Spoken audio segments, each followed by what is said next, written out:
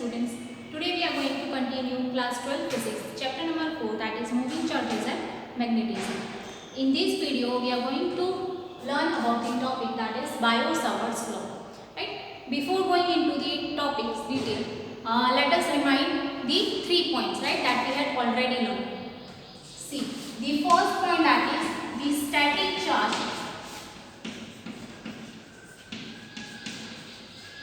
produces electric field. We have seen that when we take a stationary charge, right, around that stationary charge there will be electric field producing around that, right. Next thing that we have learned is, for a current carrying wire,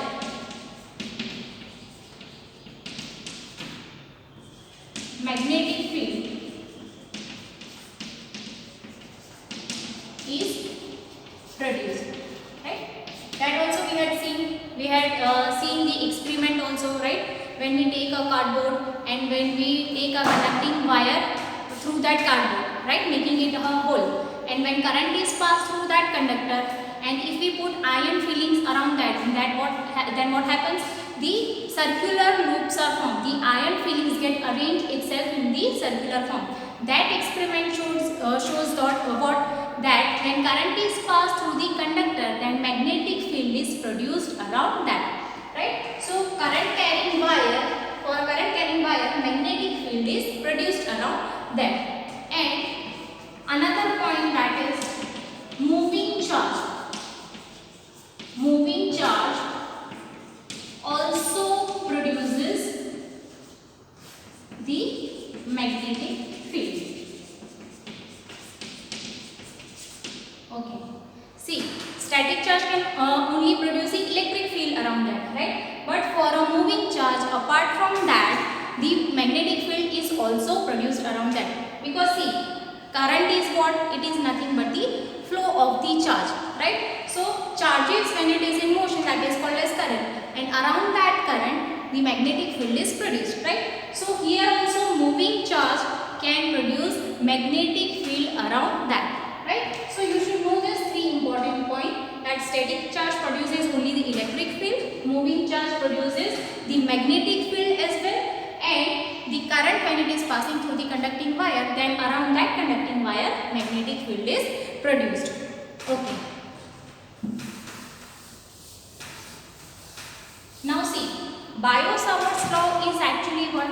Biot-Savart's law is about knowing the magnetic field at particular point around the current carrying wire. Now see, suppose I take a wire, right? A conducting wire through which the current is passing, right? Then we already know that around that the magnetic field is produced, right, in the circular form. Okay, then what will be the direction of this magnetic field? That also we know by using the right hand thumb rule, right? Using the right hand thumb rule, the thumb should point what? It should point the direction of the current. And over here, the current is in upward direction. So we need to place the thumb like this, right? And see, its direction will be where my fingers are pointing, right? So here the direction of the magnetic field, that will be like this. Okay, so this is about the magnetic field lines. But you may notice that here, as we go away from the conducting wire, right, near the conducting wire the magnetic field will be more. As you go away from that, right, then what happens? The magnetic field lines, right, they will be, the distance between the magnetic field lines keeps on increasing. So here, as we go away from that, the distance between the magnetic field lines keeps on increasing. So here, for using this Biot-Savart's law, we are going to know the magnetic field, magnitude of the magnetic field at a particular point which is far away from the conducting wire. Okay. Now suppose this was about the straight conducting wire. Now suppose we take any arbitrary shape of the wire, right, like this. You are taking a conducting wire like this and current is flowing in this direction. Okay, and we need to find the magnetic field over here, right? Let us say it as point P. We need to find the magnetic field at this point P. Now see, current is in upward direction, right? And using the right hand thumb rule, the magnetic field lines will be where it will be, its direction will be pointing into the plane of the paper. So let me denote it with the cross symbol that we have already studied. That when the magnetic field lines are, its direction is into the plane of the paper, we denote it by cross symbol. Okay. Now see, this is an arbitrary shaped wire. So we need to find over here the magnetic field due to the current that is passing through this wire, right? Now see, here I will be considering only a small element, right? Let this be small length element, which is denoted as dl. Then the distance between these length element and this point where I need to find the magnetic field, let the distance between them be r, right? You can also say that this is nothing but position vector of this point P with respect to this length element. And over here, let theta be the angle between this current element and the position vector r. Okay. Now see, over here, magnetic field that depends on what? Because here we are going to know what will be the magnetic field at this point due to this current carrying wire. Okay. At this point, the magnetic field depends on what? It depends on the current, right? Say, if the current is increased, then what happens? The magnetic field strength over this point will be increasing. If there is no current passing through that, then it is quite obvious there will be no magnetic field. If current is 0, magnetic field will not be produced. So magnetic field will be 0. If current is passing through that, then magnetic field is generated around it. So at this point, I will be getting some value of magnetic field. If I increase the current value, then what happens? Then the magnetic field strength over here, its value increases, right? That means what? The magnetic field is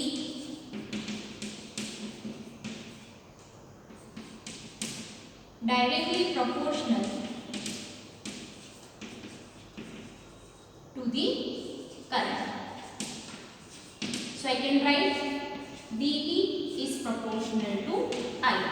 Here, because I have taken a small element, right? A small infinitesimally small length of the whole wire, right? So I will be considering only the magnetic field that is produced due to the small element, right? So that is denoted by dB. So dB is proportional to I. Another thing, it depends on what? It depends on distance also, and it depends on the small element. Now see, I have taken only this much of element, right? Length element. If I increase this length element, say if I take the double the length of this dl, then what happens? Then the magnetic field at this point will increase. If I increase this length element, then the magnetic field strength over here will also increase, right? So as I increase this length element, then the strength over here also increases. What is the reason behind that? Because see, if I take only this small portion of the wire, right, small portion of this length, then there may be, let us say, 5 electrons passing through that, right? But, so current is produced due to that 5 number of electrons. But if I increase this length, then what happens? Because of this increasing the length, the number of electrons passing through this will be increasing, right? So number of charges over here increases. So what happens? The magnetic field over here also increases. So by increasing the length, the magnetic field over here will also increase. So we can say that magnetic field is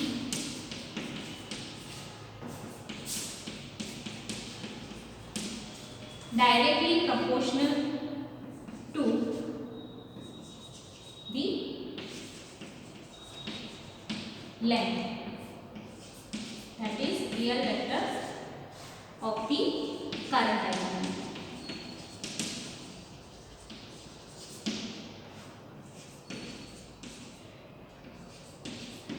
Okay. Another factor on which the magnetic field depends, that is the distance between the current element and the point where we need to find the magnetic field. See, over here there will be some value of the magnetic field, right? But if I increase the distance, then what happens? As the distance increases, the magnetic field decreases. The magnitude of the magnetic field decreases. So what happens? Increasing the distance decreases the magnetic field. So it is inversely proportional, because increasing the distance will be decreasing the magnetic field. So these also follows the inverse square law, right? That is, the magnetic field is inversely proportional to the square of distance between the point and the current element. So over here I can write like this: dV is inversely proportional to square of distance between the point and the current element. That is, this R is what? It is distance between the point where we need to find the magnetic field and the current element. Okay.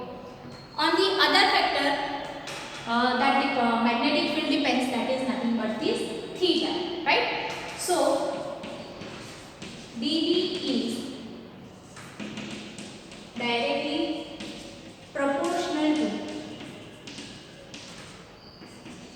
sine theta, that is dV proportional to sine theta. Now see, here theta is what?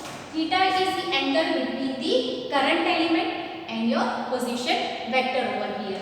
So it depends, it is directly proportional to what? It is directly proportional to sine theta.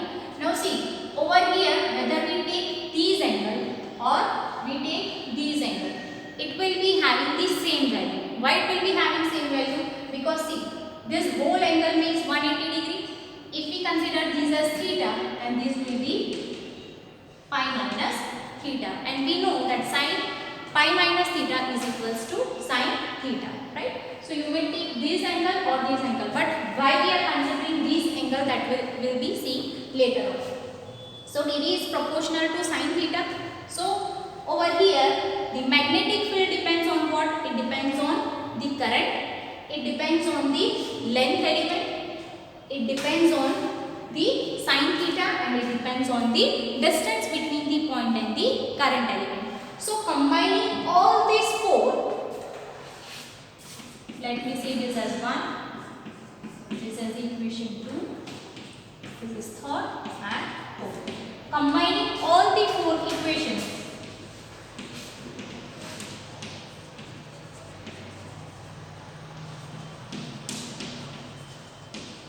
it can be written as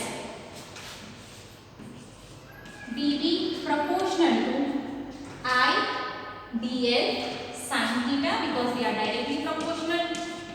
So I dl sin theta upon r square, because it is inversely proportional. So dV is proportional to I dl sin theta upon r square. Now see, if I again multiply and divide with r, then these equation can be written as I dl r sin theta upon r cube. Why I am multiplying over here r and dividing with r? Because here see, theta that is what? It is the angle between the current element ideal and the position vector r. So for that I have multiplied and divided with r. So that now these equation ideal r sin theta, this is nothing but it shows what? It shows the cross product, right? So this can be written in the form of vector. So that is proportional to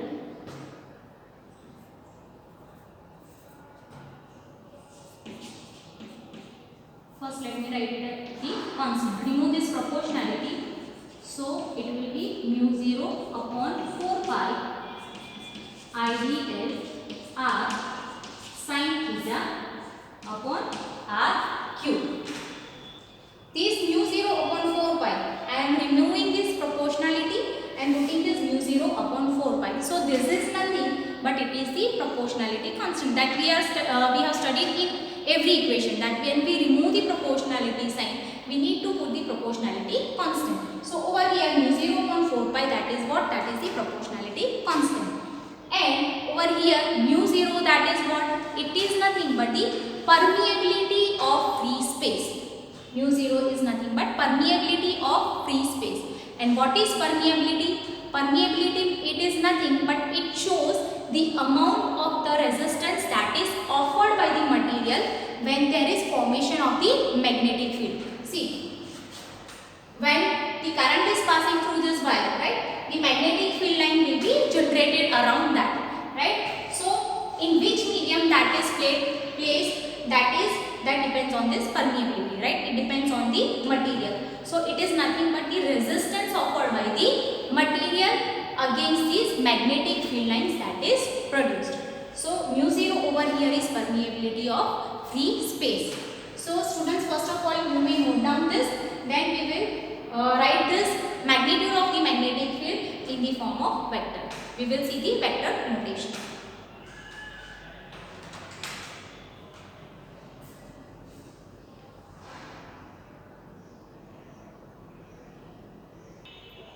So as I said that dV is equals to mu 0 upon 4 pi ideal r sin theta upon r cube, where mu 0 by 4 pi, it is proportionality constant, and mu 0 is equals to permeability of free space.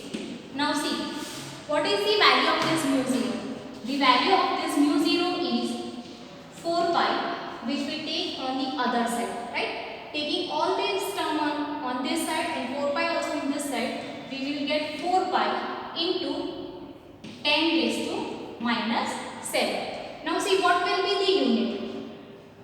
Taking all these terms on this side, taking mu 0 as the subject, these equation can be written as mu 0 equals to, over here that is dV, taking 4 pi on this side, taking r cube also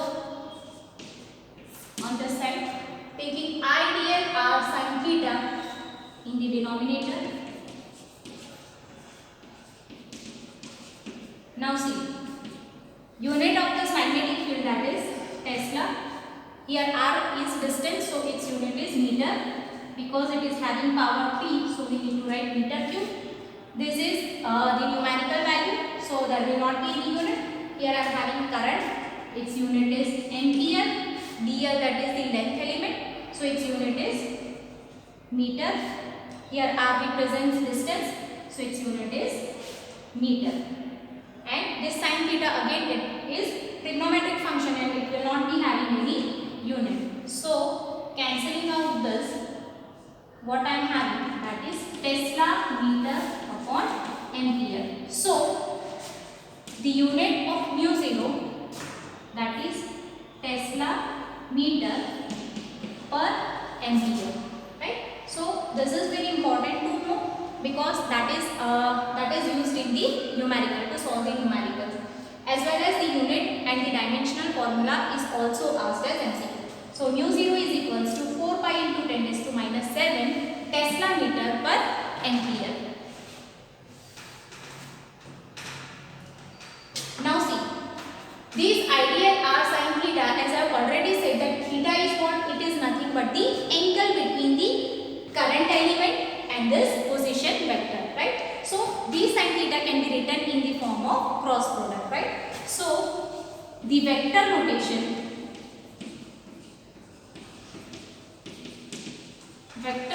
of this can be written as dv vector is equal to mu 0 by 4 pi.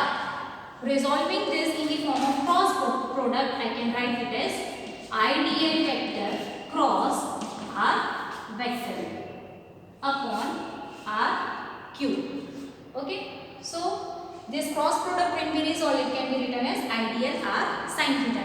So these equation I have written in the form of cross product, ideal vector cross r vector. R vector that you already know, that is the position vector. Ideal vector over here is the current element. Now see, what is the direction of the current element? That is nothing but it shows the direction of the current itself. Current is in this direction, so the current element that will also be in this direction. Okay, so this is about the magnetic field in vector form.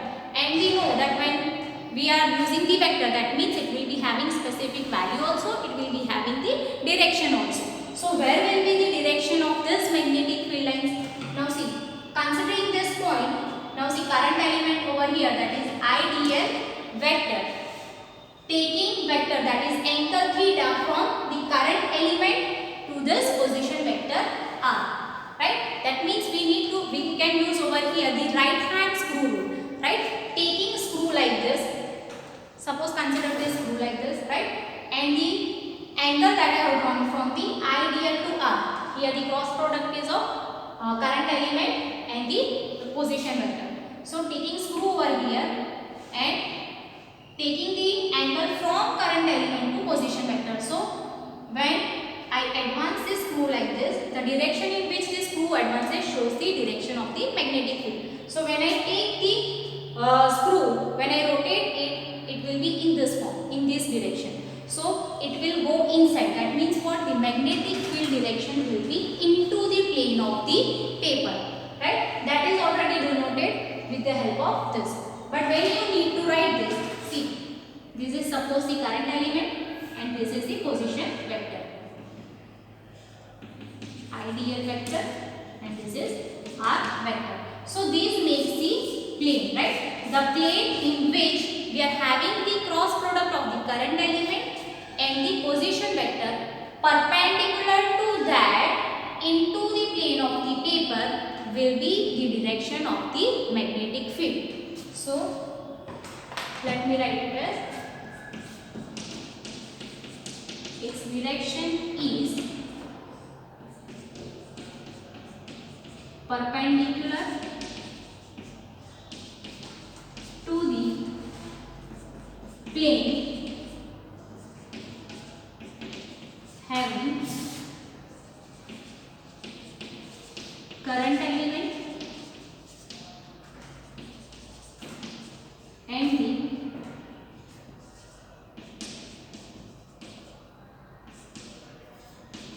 position vector and into the plane of paper. Okay. So I hope it is clear. The plane which is contained in the current element and the position vector, the direction of the magnetic field is perpendicular to that plane, but it will be into the plane of the paper. So it will be like this. This is the plane containing current element and position vector, and perpendicular to that will be direction of magnetic field, but it will be into the plane of the paper. So you may note down these equation also. You may note down this vector notation as well as the direction.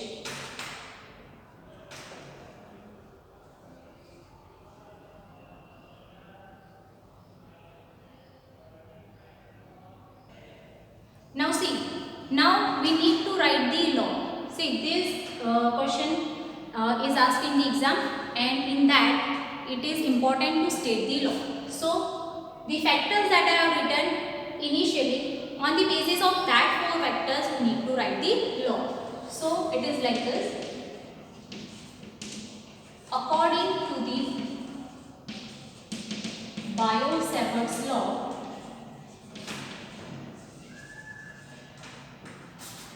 what we found? We found the magnitude of the magnetic field, right? The magnitude of the magnetic field, and where we are finding the magnetic field? At a particular point, right? At the point P is directly proportional to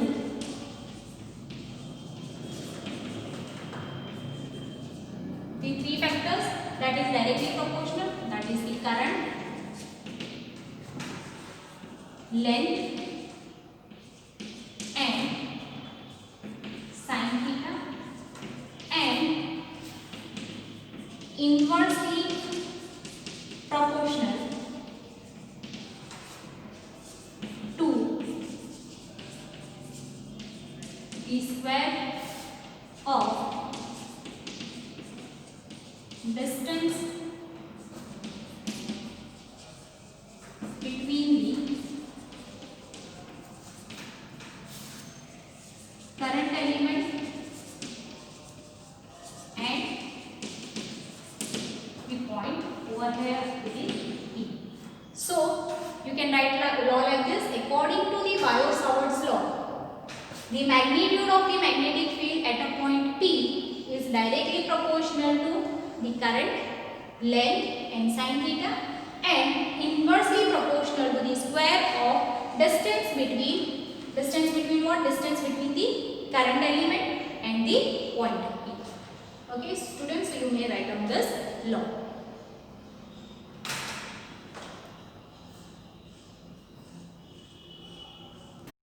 Now see, Biot-Savart's law, it can be written as IDL sin theta upon r square, that we have studied, right? To find the magnetic field at any point due to the current. Now see,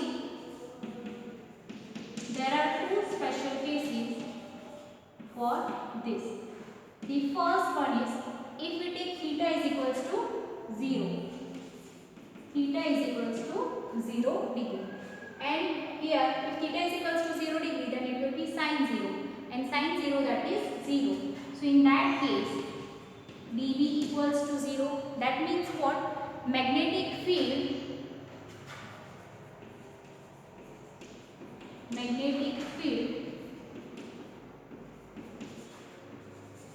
at points on the axis of the current element will be 0. That means what? If theta is equals to 0 degree, that means you are choosing the point on this current element, right? That means if you choose any point on this axis of the current element, then at that point the magnetic field will be 0. Second case is theta is equals to 90 degree. Then here sin 90 degree, that is 1. So dV is equals to IDL upon r square. That means what? The magnetic field is maximum. Over here, the magnetic field will be maximum. That means if this point, if you are choosing the point which is perpendicular to this current element, then you will be getting the magnetic field which will be maximum. And we know the magnetic field will be into the plane of the paper. Its direction will be into the plane of the paper, perpendicular to the plane containing the current element and the position vector. That is the point. So when theta is equals to 90 degree, magnetic field will be maximum, and when theta is equals to 0 degree, the magnetic field will be 0. So write down these two special cases of the Biot-Savart's law.